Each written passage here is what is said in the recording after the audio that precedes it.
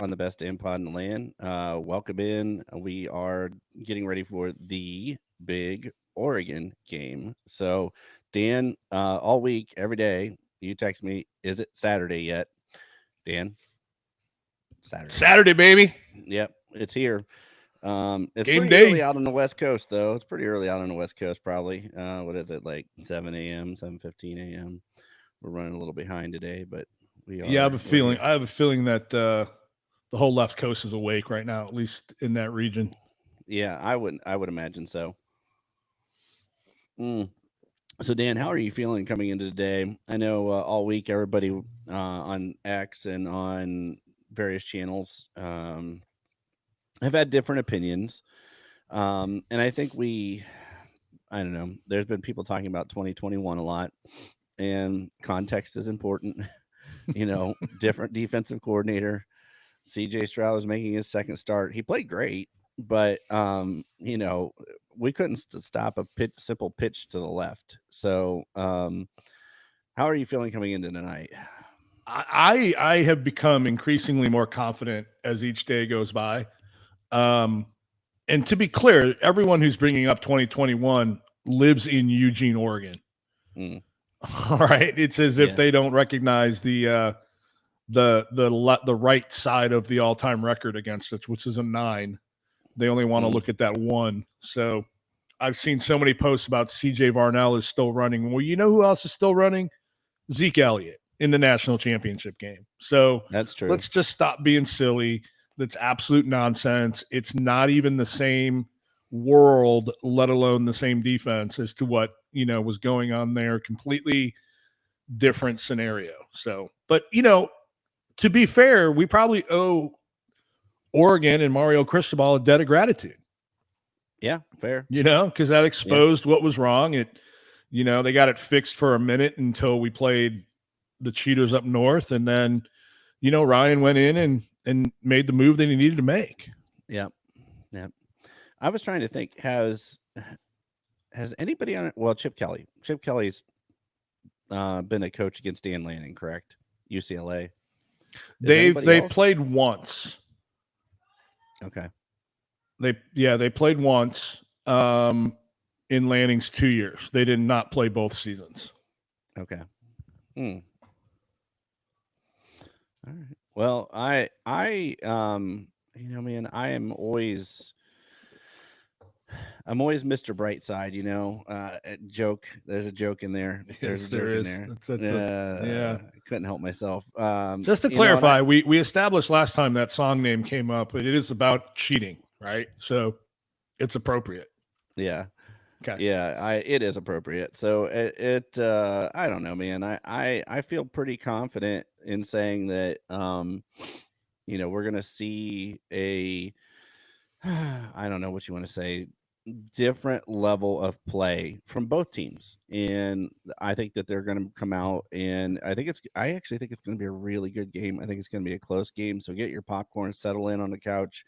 It's going to be one of those things where, we're going to be a 60-minute fight for me personally. That's kind of how I feel about it. Dan, what are you thinking? Are you thinking, I've got 38-13 good guys. Oh, okay. All right. So you think the defense maybe a backdoor touchdown to make it 38-20? Okay. I just feel really confident, man. I think we're incredibly balanced. I think the offense is dynamic. I think we're going to show a bunch of stuff that we haven't showed before. I expect to see Trey and Q in the backfield at the same time today quite a bit. Not exclusively by any stretch of the imagination, but, maybe a quarter's worth of the game. Okay. A third of the game. I expect us to see some tempo. We haven't really done tempo this year. Fair. Especially if we get them in a personnel setting that we like. I think they'll be ready to turn that on at any point in time and go fast. I think our defense is going to show significantly different looks than they've done up to this point. I've got it on pretty good authority that we've put in a lot of new stuff this week. Maybe some think maybe too much, which is a thing. So, We'll see. I'm really confident. All right. So we have our first question in the chat, Dan. So hi Emily, thanks for joining us. Firstly, she Emily, says I go can't Bucks. see that. Hmm. I'm only seeing it on the YouTube live stream, so Oh, okay. I'm probably seeing it because I have the YouTube up. YouTube up. Cool. But how often does Will Howard run? Is her question. How often do we expect him to run? So, I mean, I think that his rushing total for the game prop bet is set at like 16 and a half yards. Okay. I think he goes over that. I don't know. I think it's just going to depend on what we're doing with Trey and Q, right? I don't think we're going to see. I'll be really surprised if we see any like QB power like we did last week. Just QB sweep, QB power. Maybe on like a short to go distance, but I expect to see him running more off RPO this week, like we do in the red zone. Okay. I don't think that. Let me put it this way: I don't think we're going into this game wanting to win off Will Howard's legs. No, I don't believe so either. Yeah, I think it'll be a nice little supplement to what we're doing in opportune situations. I agree with you. Yeah, I don't. I think you might see it near the goal line on a run pass option where he can, or he can keep it, he can hand it, or he can throw it like on a quick slant or something. I think you could see that. I do like over 16 and a half, Dan. I agree with you. I think that he may end up 25 or 30 yards. Some of that's going to be on a scramble though. The thing that I would differentiate between Oregon and Iowa. Iowa doesn't have the speed that Oregon does, especially at linebacker. So we can get Will Howard could get away with a few things, like he did in the Big 12, because the speed of the athlete isn't the same. No offense to Iowa, but your linebackers are probably not as fast as Oregon's. So I do like the over on the 16 and a half. To be honest, man, this game is, for me, it needs to be a Travion Henderson, Quinshon Junkins, both over 100 yards kind of game. Ground Oregon into dust, run the rock, pound it down their throat, take away their will, get those third and short first downs, third and medium first downs, take the crowd out of the game, and break their spirit. Like that's how you win on the road, and we know that. A lot of us know that. But for me, this has to be the Trey and Q show with Will as a compliment. That's my take. I don't know. What do you think?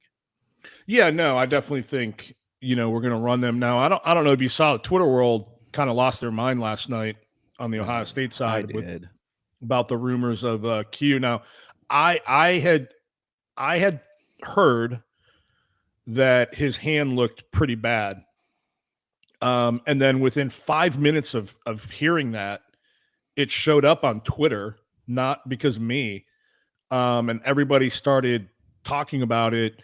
Long story short, I've seen a picture of him. His hands look fine. Yeah, I've saw him. My understanding is that he may have fallen on it and twisted it a little bit weird, but he is full steam ahead. He's going. He's playing. I do not think he'll be limited. But man, that caught on wildfire. I think it was our boy Zeke posted something about star athletes getting hurt during big games, and all of a sudden it showed up that there started to be rumors about Q, and then I do know that he just fell on it and twisted it a little bit, tweaked it, but it's fine. Carnell's back this week. He was just sick last week. Yeah. You mentioned something about the stadium being loud. Can we talk about that for a second? This stadium has 60,000 seats. It has 60,000 seats, and they're trying to compare themselves to a whiteout night game at Happy Valley. Like, the math is not mathing. And then I heard somebody say, well, it's partially built in ground, like a funnel, and makes it louder. Well, the big house is like 3/4 in the ground and has 110,000 people in it. Like, our team is not, green when it comes to playing in loud stadiums. 100%. I don't know. I just think it's funny. I saw Josh Pate posted a video where he was walking down the field and he did like a wraparound video, just, a 360-degree video of the stadium. I'm just like, man, that just looks so damn small. Yeah. No, it's loud. I get it, but whatever. I was going to say, did you see, I know you're friends with Dylan Davis too. His ticket is on the roof of the press box. I did see some of those. Yeah. I saw Berm posted something. Austin Ward, Dylan posted something. I don't follow Austin Ward, so, but I do follow Burton. Do follow Berm. Hey, what is it with Austin Ward always positioning himself to be in the background of the Thursday lightning round interview sessions? Like he's always in the back, like he's always on camera. Like he's the only one on camera. And it's oh man, it's kind of funny. Maybe he's trying to advertise for, he has, I mean, kudos to him. He's lost a ton of weight, man. Like, since last fall, whenever he started his journey. So, maybe he's trying to advertise, for whoever's doing that, whatever he's doing, but kudos to him. I mean, seriously, like, I mean, think what you want, but, yeah. Oh, we got a good one. I was about to bring this up. So Caleb Flynn, thanks for the question, man, in the chat. Impact of Jordan Birch if he doesn't play. Dan, I'll let you start. I mean, if he doesn't play at all, that's a huge impact. I mean, he's 6'6", 300 pounds. I think he's got 5 or 6 sacks already. It was projected that he was going to be lining up against Fryer.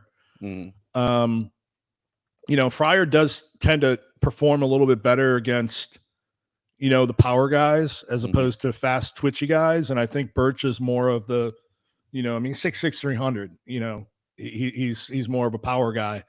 If he doesn't play, it's a huge advantage. I mean, make no mistake about it. That would be a big loss for Oregon, and it'll be the reason that they make excuses for getting crushed. Yeah. So Justin over on the Duck side of the world, Juck did a little breakdown of this, but the statement that was put out was basically like it wasn't as bad as everybody's making it out to be. But nowhere in the statement that I saw, at least on the Duck message boards, did they say he's for sure playing. And maybe that's been updated since, but there was a whole lot of panic because the original post was that he had been carted off the field. So the impact of Jordan Birch not playing, that's big. It would be, because like you said, Josh Fryer, this is my comp for you guys for Jordan Birch. Think Kenyatta Jackson. He's long, lean, and fast. And if you've watched the way, especially Fryer's kick step and stuff, he's much better with the bull rush guys, the power rush guys, where he doesn't have to get out on the edge, because those quick guys and Chuck did a great job breaking this down. But when you think Jordan Birch, think Kenyatta Jackson. That's my comp for him if you were looking at somebody on Ohio State. Wow, so that's huge impact. Yeah, huge impact. That's not the comp I thought you were going to say, quite honestly. I mean, he's close to 300 pounds. Okay. But isn't he like 6'8" or 6'9" though? He's taller than... He's 6'6", 300. Okay. 290, 300. Interesting. Big loss for them if he doesn't play. I don't know who they've got backing him up. They do have a very strong defensive line. They do. They got good linebackers. They have Mateo Youngale, who's playing well this year. We were in on him a couple years ago. If you remember, you and I remember well. He was part of that big five that we weren't able to pull in, including Keon Keeley and some others. So Dylan Stewart, yep. Yeah. Or not Dylan Stewart, that was this year. That was this year. So the top 4 or 5, we weren't able to manage to pull them in. Yeah. Hey, we talked about the prop bet for Will. Just to clarify, let me do my Ice Sharks Buckeye best beats real quick. That is not one of them. I did not have access to that, so I did not select it. I do have an extra bonus play this week, so I'm going with 3 that I really like. I like my first one is Ohio State's total team points for the second half over 14.5.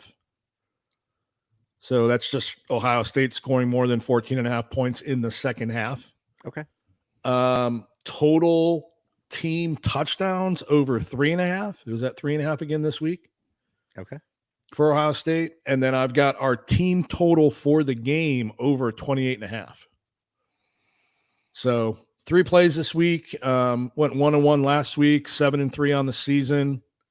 I'm on a 7-1 run. So just having some fun with it. But those lines, I posted that actually, I want to say Thursday night on my Twitter feed so people can get them in early if they wanted to play them. They're on DraftKings. All right. I like the total team points. We'll see. We'll see how things turn out. So if you look at what we've done in the second half this year, Yeah. it's kind of crazy. So that's that. You brought up my next point was I personally don't believe Ohio State can come out and slow play it this week. Because if you do, you're going to keep the crowd in the game, and then if the crowd's in the game, it makes it harder.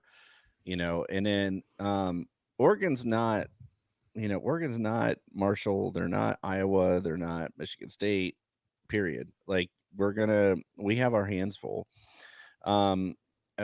So I'm gonna ask you, Dan, when you're looking at their wide receivers versus our defensive backs, because this has been all the hoopla on Twitter this week, man. Everybody's saying, at the start of the season, everybody was saying, "Oh, Oregon's wide receivers this," and Tez is having a great year.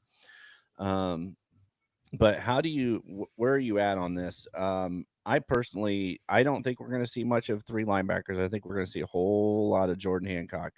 But how are you feeling? Do you like our DBs against their wide receivers? Yeah, from everything I can tell, our DBs are halfway decent.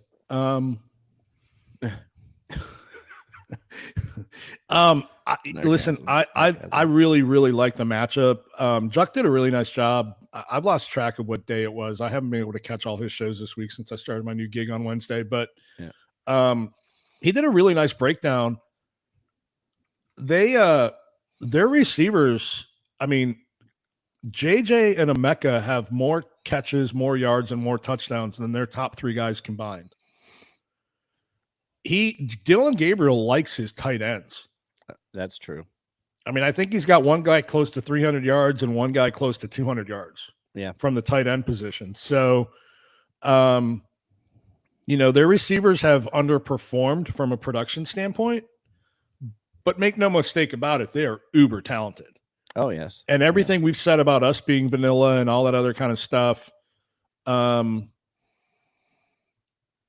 sure Oregon might be saying the same thing. They did have a tight one against Boise, so I don't think they held back very much there, at least in the second half of that game. They had 2 return touchdowns, though, to help them win that game. They should have lost. But listen, our DBs go up against the best receivers in the league, in the country, day in and day out. Yeah. So I'm not worried about them matching up with these guys. Okay. They're very, very talented. Listen, here's what I think the Oregon offense boils down to. This is going to be probably by far the best defense that Dylan Gabriel has faced in his entire 11-year career. I don't think he's faced a better defense. Some people might say Texas, their defense wasn't at this level last year. I think he's the weak link, brother. I really do. I think, I saw somebody post something about Will Howard being Ohio State's quarterback. I'm like, dude, you got Kevin Hart playing QB for you. Yeah. Yeah. It's like, if you're having a conversation with a kid in the street, you'd say, hey, show me a little respect. Stand up when you're talking to me. You know what I'm saying? Like, yeah. I think he's going to be the weak link for them. And I think we're going to make his life a living hell today. I agree with you. So there's actually a little bit of news that just popped out. So Spencer Holbrook from Letterman Row basically said that Ohio State is at full strength, and there's nothing really to be concerned about with Quinshon Junkins. So that dropped, and then Well, Chad, I just want you to know you just had my whole freaking heart drop when you said okay. there's a little bit of news that just broke. I'm like, what are we about to hear? Well, not only that, but they have Gary Bryant Jr. out for Oregon, Kamari Terrell questionable, Siona Leolie, I don't know who that is, questionable, and Jordan Birch undisclosed and uncertain. He's not playing. Nope, he's out without a doubt. Wow, that's So big, man. Yeah, yeah. So that just came across my news feed. So, that's big news. yeah, it is. I really wanted him to be okay too. That's the thing. I did too. I hope it's not anything serious. But listen, man, I got no problem with him sitting this week out. I wanted them at their best. I know. Yeah, I know. But yeah, that's big. So going back to Caleb's question, now that it seems to be, real, it's a big deal. It is. It is. All right. I was just reading through the article really, really quick, so I didn't see if there's anything I missed, but everything's okay. Hey, while you're doing that, can we just divert for a second and give a shout out to the Indians?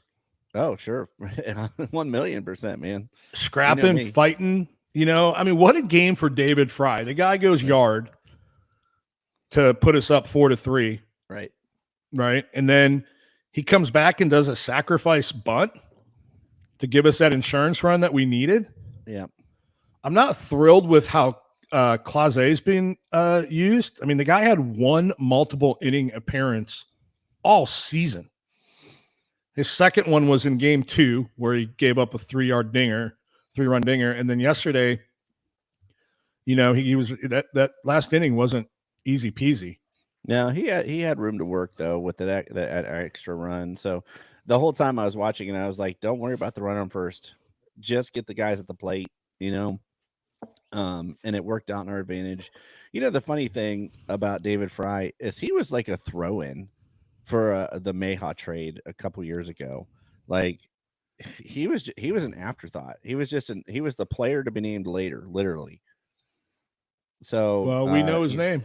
Yeah, well, I got Antonetti and those guys. Like, I keep thinking, I wish they could replicate those guys, but for the Browns, the way they scout and find pitching. Could you imagine if they could find quarterbacks the way they could find pitching? Well, yeah, you need to qualify that.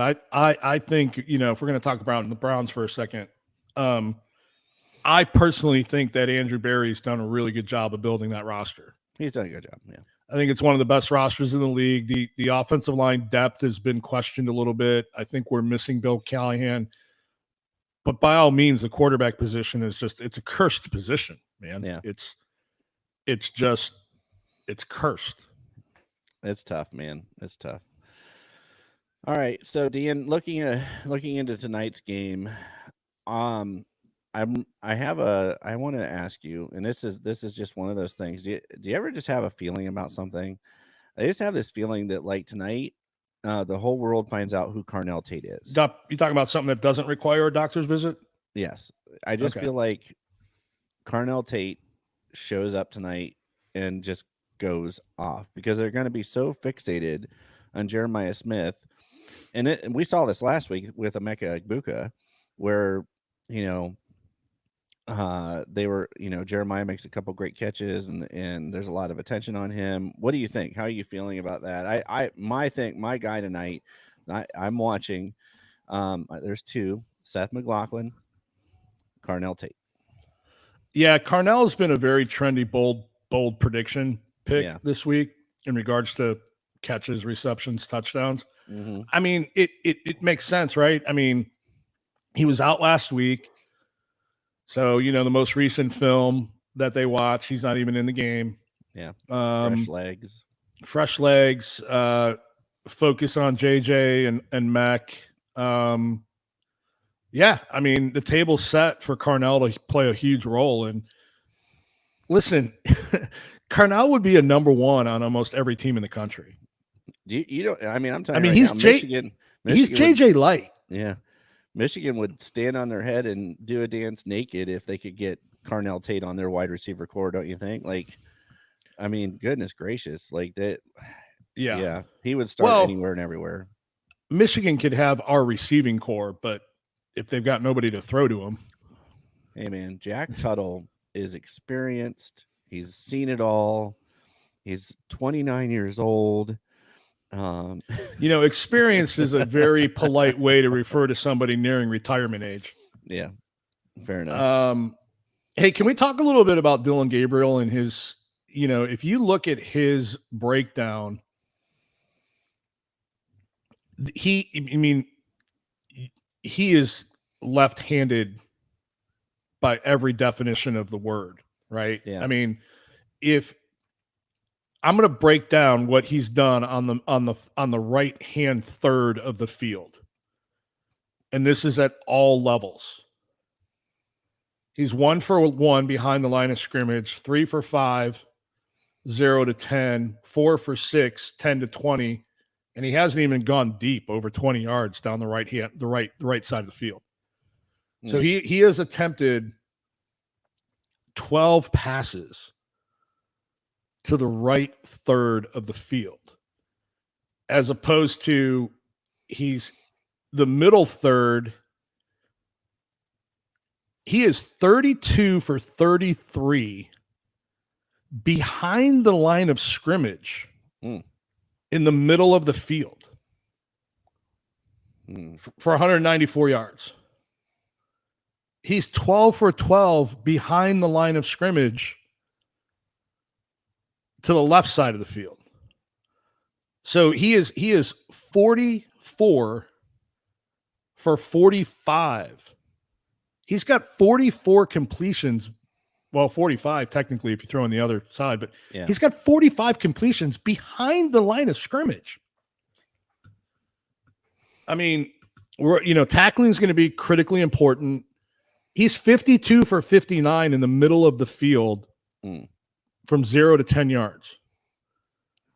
Wow.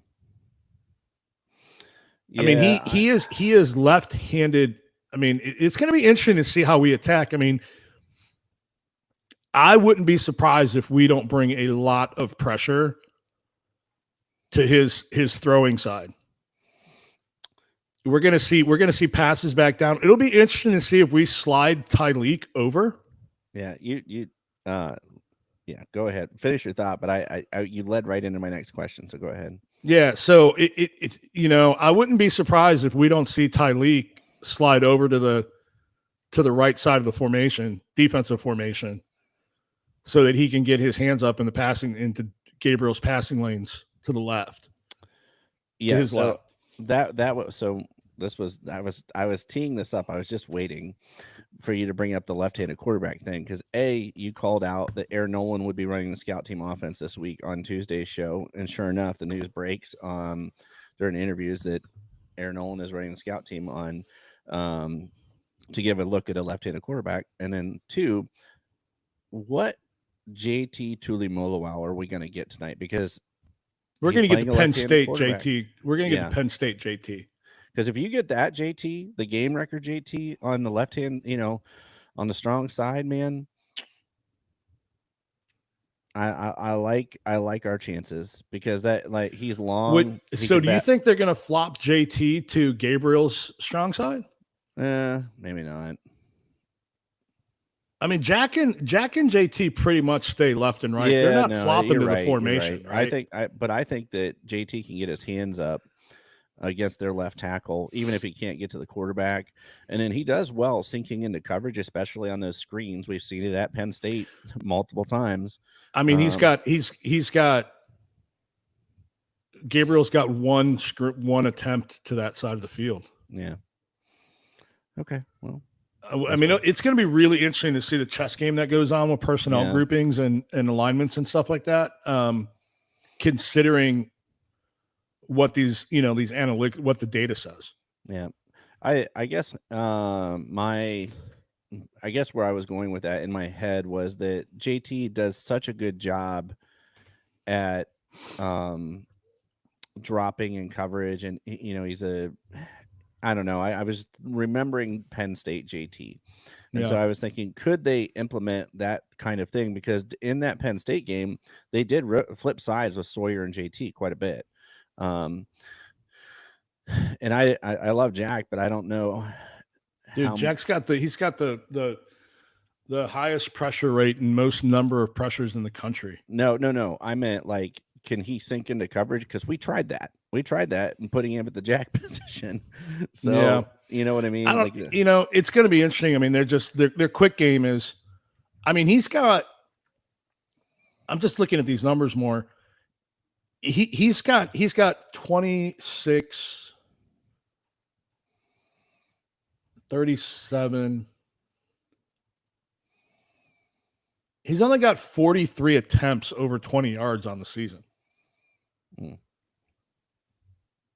Now he's 6 for 11 over 20 yards down the middle of the field and 2 for 6 to his left. So that's interesting. Well, so this is one of the things that came up this week in some of my research was that they've made some changes on the offensive line really since the Boise game. Oregon has, and so this, everybody was talking about Will Howard's depth of target. Dylan Gabriel's depth of target is even shorter, and I think that has everything to do with their offensive line and just not being able to give him time. But I mean, if you look at what they did with Bo Nix, it was the quick game with Bo Nix too. That's just the offense that they run. So it'll be interesting to see if 85% of his attempts and completions are less than 10 yards. I mean, we're going to have to adjust from playing 10 yards off the ball. Yeah. Oh, I think you're going to see a lot more nickel with some press. I really do. Yeah. I think Caleb Downs is going to eat today. Oh yeah. Well, with him being dominant to the middle and Caleb's side of the field, I think Caleb's going to eat. We are going to see what you and I would call our standard defense. You're going to see Jordan Hancock at the nickel, Latham and Caleb as your deep safeties, and then Burke and Igbinosin on the outside. And then your brother is in the chat, so hey Dean, and he says that he believes that Sonny Styles will be standing up at rush end some this game. He certainly could, especially coming off of into Gabriel's face. Yeah. Fair. Yeah, fair enough. Those run blitzes that we did with Sonny last week, I mean, those were very game plan specific because of Iowa. It's going to be really interesting to see what we do because Oregon's got the offense where if you get caught, you can really get caught with their quick game, right? Because these receivers are very, very talented. Yep. And they're in open space. So I just think they're gonna. I think we're going to be, taking away lanes and converging on the play. I'd be shocked if that's not primarily what they worked on all week. Yeah, so take this for what it's worth, but I know Jim Knowles has this thing in his head where, like, no big plays, keep everything in front of you. And I think we'll see a lot of that, and as frustrating as it is sometimes, in a game like this, if you give up a big play again, it brings the crowd back into it. And yeah, I don't know. And Dan, I'll be honest, I didn't watch a lot of Dylan Gabriel in the Big 12, so I don't know what his arm strength is like. Is it comparable to Will Howard, less than Will Howard? I can't really say for sure. I haven't watched a lot of him. I mean, he's got a live arm. I mean, he's put up a lot of numbers, right? He's throwing a lot of passes. But when you look at what he's done this year, it's like, well, if you start for 11 years in college, you're going to put up some numbers and some passes. So, the other thing that I just lost my train of thought. Sorry. So I'm not getting old, near retirement age. The other thing we got to be careful of is that, Gabriel can move, man. Yeah. Like he can run, but And then I'm really interested to see what we do on special teams. Ryan usually has something dialed up for games like this. They did win that Boise game because of 2 returns. I think one was a kickoff and one was a punt, or were they 2 kickoffs? Regardless, they won by 3 points and they had 2 return touchdowns. So, yeah, it'll be interesting. I mean, they will take shots over the top. Like I said, he's 6 of 11 with 3 TDs down the middle of the field over 20 yards. He has no TDs to the left or the right over 20 yards. So, he likes to drop back and let it rip. Now, those plays take a little bit longer to develop. So maybe that's when we're getting home, right? Yeah. Hopefully the boys have figured out when they take those shots and they dial up some pressure for them. Do you think we're going to see Tyleik Williams in the Rushman package this week? I think we could. I mean, can I just say he's probably our second best pass rusher right now behind Jack Sawyer. I mean, the way he's just a force in the middle. And here's the problem you run into that is that, let's say he's in there in the Rushman package, 3rd down, and they convert. Now you're having to sub him out probably. Yeah. For a play or 2 on 1st and 2nd down. Yeah. To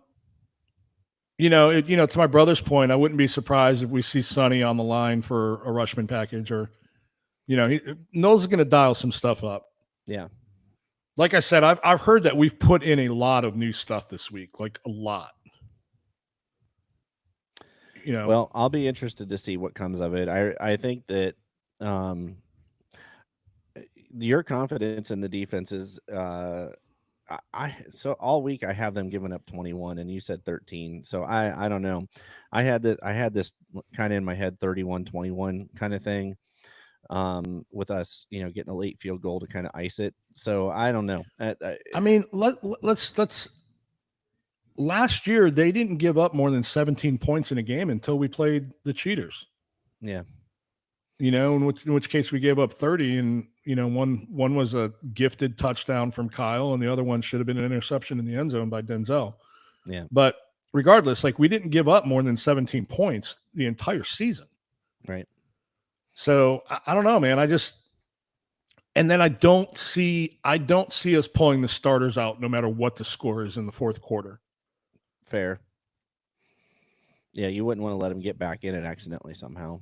Yeah. So I don't know, man. I just feel really, really confident about it. I think that, Oregon's number 3 ranking is getting lost in the shuffle a little bit. I mean, you had to have a lot of chaos happen for them to get back up to number 3. They were down to 8 or 9, I think even 10 in one poll. Yeah. I'm not a believer in Dylan Gabriel. I'm just not. I mean, This is by far the biggest game of his career. I wanted to touch on something too. So you brought up Boise State and you brought up Genty. I mean, they keep saying that he didn't run all over them, and I don't know how. If that's not running all over you, he only broke like 4 big runs, and then everything else was 2 and 5 and 7 and 3. That's what running all over you is in my book. I don't know about you, but yeah, I've watched him play a couple times. He's talented. Boise's decent. Dude, he's really good. Yeah, I'm not. He reminds me a lot of Q.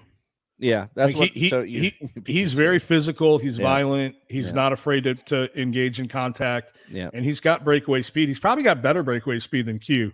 Probably not Trey, but freak, dude. Man. That kid's good, man. He's legit. 95 rushes and almost 1,100 yards. Yeah, 16 touchdowns. That's just stupid. Yeah, that's a lot of yards, man. No, I'm not picking on that kid at all. I'm just saying, Oregon fans saying that's not, they didn't run all over us. I don't know what running all over you is then if that's not running all over you. Yeah, you give up 3 70-yard runs to somebody, he's running all over you. Yeah. Well, then CJ Varnell did not run all over us in 21. Right. There. Yeah. I mean, it's you can't have it both ways. I have to remind myself often, even these days, even as much as we've done this, Dan, is that fan is short for fanatic, man.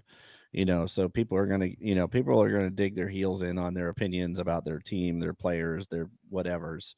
And, you're not going to, you're not going to change people's minds these days. There's so much media, so much television, so much social media.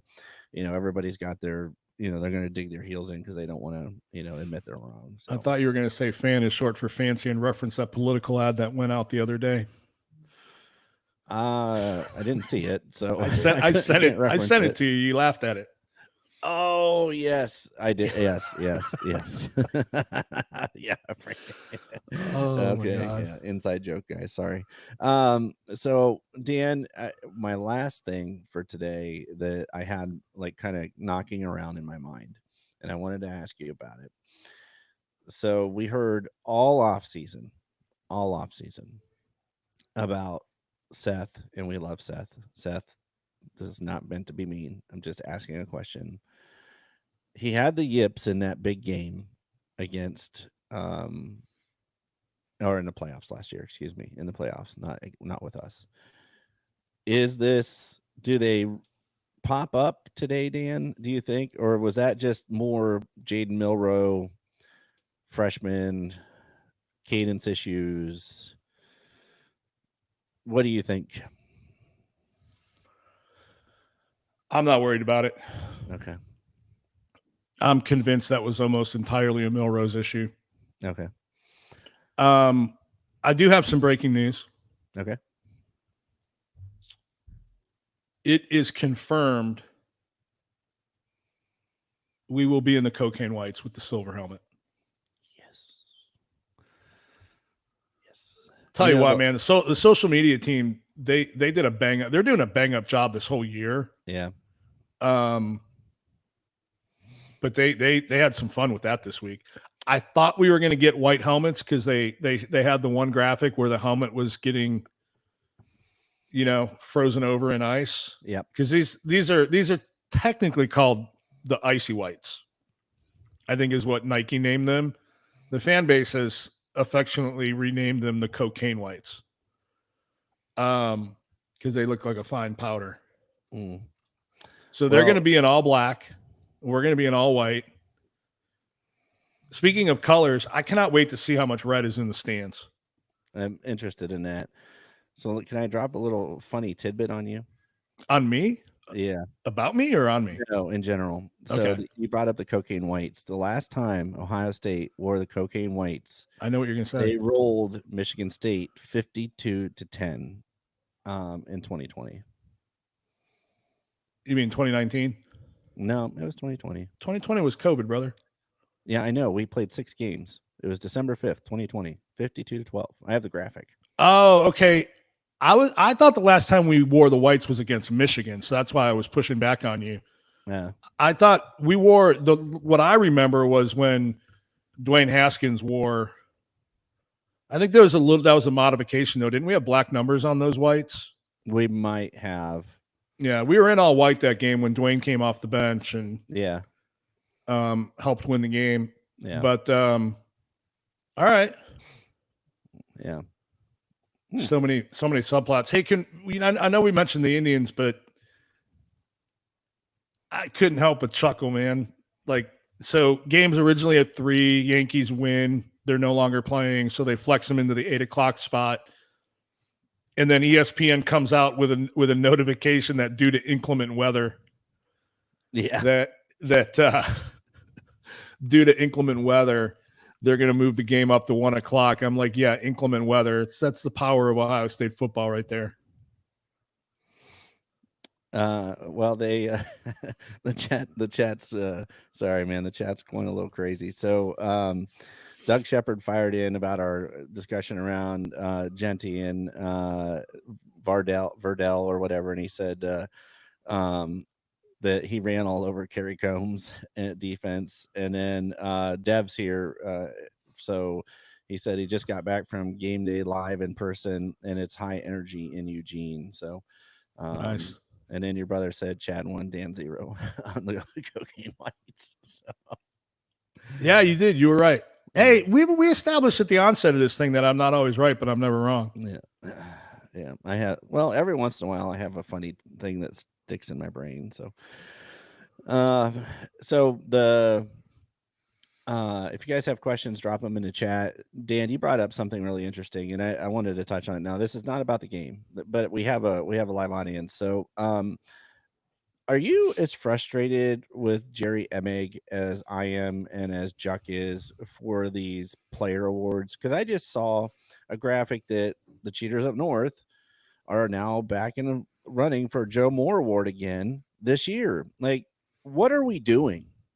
What are we doing? Yeah, I don't know enough. I don't know enough about how that works. I mean, I don't know if those award um folks depend on info from the school, or if they're using some sort of third party, analytics site to determine who should be finalists or whatever. But um it's an ongoing thing. It's interesting. There was a lot of stuff with Gene when he was here about not promoting players for individual awards and stuff like that. That's Emig's job, though, man. That's a SID. That's what he does. That's what he should be doing.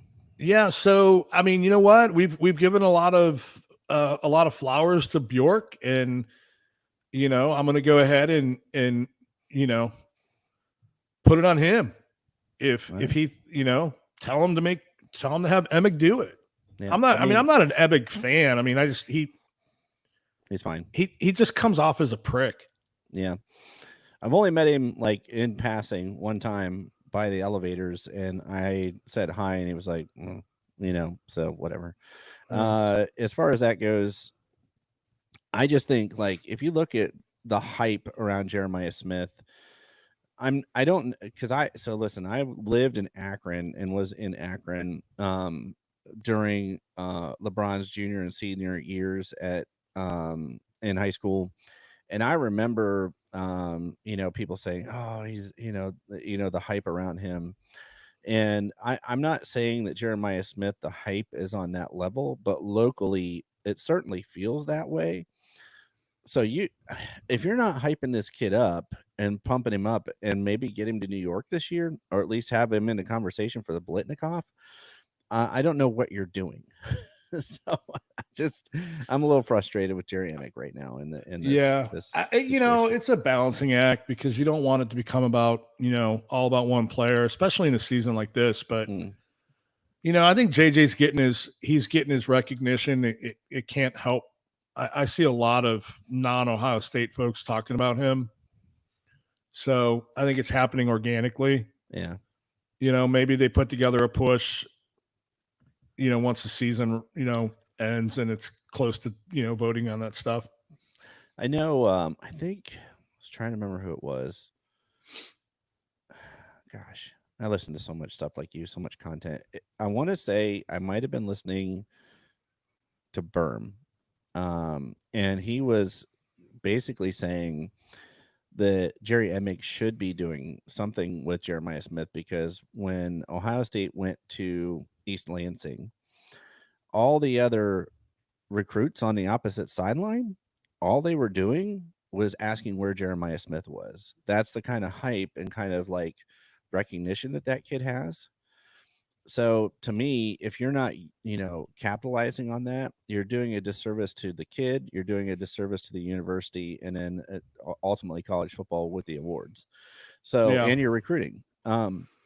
And that tells me everything I need to know. If the recruits on the opposite sideline that, let's be fair, most of which probably would not play at Ohio State, but they're all asking where Jeremiah Smith is.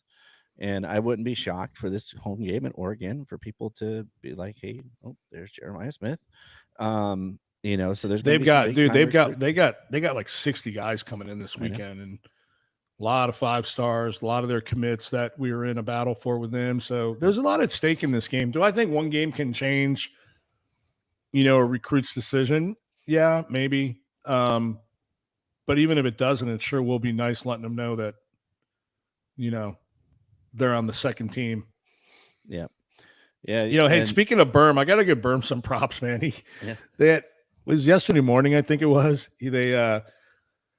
Landis asked him for some reason if the like toilet bowls flush to the left. Like if the water goes left to right, and On the West Berm goes, Coast. yes, they go to the left. He goes, everything out here is very left. Well, yeah, it is the West Coast, so Yeah. yeah. You're in the chat. Your brother brought up something that it might be a little, hyperbole maybe. Sorry, Dean, but he said our starting wide receivers are 6'1", 6'3", and 6'3", and their entire starting defensive backfield is 5'10". So do you think that plays into anything, Dan? Do you think that height, especially jump balls, Huge. 50-50 balls? Yeah, huge. And if I'm not mistaken, isn't Carnell and Jeremiah closer to 6'4"? I'm pretty sure Jeremiah. Yeah, is closer to Carnell's 6'4". tall. Yeah, they're both tall. Yeah. Yeah. I mean, yeah, absolutely. I mean, it's definitely an advantage. It's a lot. I mean, not only are they taller, but especially in JJ's case, man, the guy jumps out of the gym. Yeah, I just wondered, so like the one-handed catch against the DB, the Iowa DB, like if he doesn't catch that, it should be pass interference because the guy was dragging him to the ground. But well, let's talk about that for a second. When I saw the replay of that, I'm like, man, could JJ have been called for pass interference on that? I mean, he had his arm fully extended and was holding the guy's collar. Yeah. That was a beautiful picture. It's my second favorite picture of the year of him. Yeah. What's that? You don't get offensive pass interference much. Yeah. This is my second favorite picture of the year of him. The other one is when he had the Michigan State guy by the collar and the guy was trying to reach him and he couldn't. And it just reminded me of every cartoon I saw as a kid, where you got actually, you know what? It reminds me of what my big brother and his buddies used to do to me in the basement. They'd put their hand on my forehead and make me try to hit him, and I couldn't get within a foot of him. Yeah, try to run at him and yeah. Stiff arm style. All right. Well, Dan, I don't that kind of wraps up my thoughts on the day. We don't really, if you guys have questions, drop them in the chat. We'll stay alive for another minute or two here, Dan. But do you have anything brewing? And you always have a fun parting shot for me. So and not party shot, guys. So it's a little early in the day yet for me, but parting shot. No, man, I'm just really excited. I think we make a statement today. I really do. I think we control the game more than people think that we will. And I think that we match up better with them than they do with us. And I think Dylan Gabriel is not nearly as good as people think he is. Yeah, so I my funny for the day is, and I always make jokes about going to the pumpkin patch or apple picking.